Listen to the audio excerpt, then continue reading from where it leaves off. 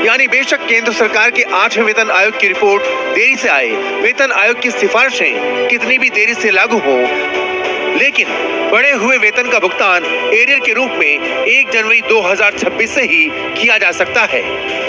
लेकिन सबसे बड़ा सवाल यही है कि सरकार इसे समय से लागू करेगी या नहीं।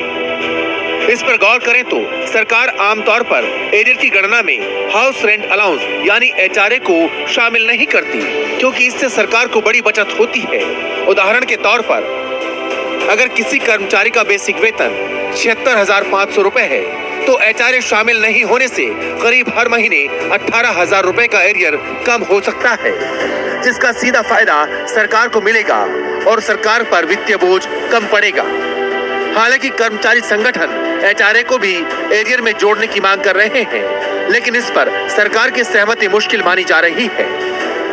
दूसरी तरफ अगर सरकार 8वें वेतन आयोग को बिना बैकडेट यानी करंट में लागू करती है तो कर्मचारियों को तब तक 7वें वेतन आयोग के मुताबिक ही सैलरी मिलती रहेगी और जिस तारीख से आयोग की रिपोर्ट लागू होगी तभी से बढ़े हुए वेतन का भुगतान किया जाएगा।